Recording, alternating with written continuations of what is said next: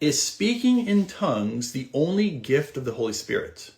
Or can a person have another gift and not speak in tongues?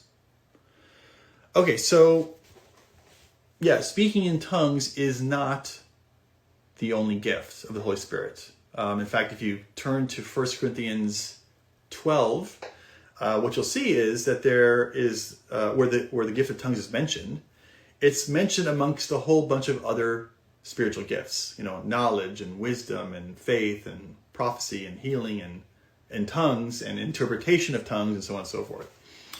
So yeah, it's certainly not the only gift, but I'm a little confused about your question. I don't know if the problem is that there's Christians who think that speaking in tongues is the only gift of the Holy Spirit.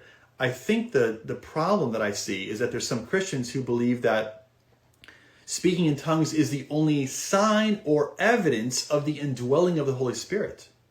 Meaning if you're not speaking in tongues, you don't have evidence then that you've been indwelt by the Holy Spirit, and consequently you're not regenerate. I think that's a common view amongst some Christians, which I don't hold.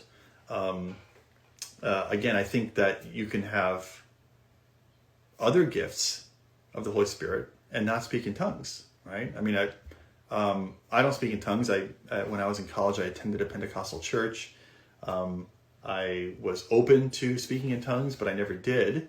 But yet, my gifts are in knowledge and teaching. So I think it's certainly possible, yes, to, as the question says, not speak in tongues, but still have other gifts of the Holy Spirit.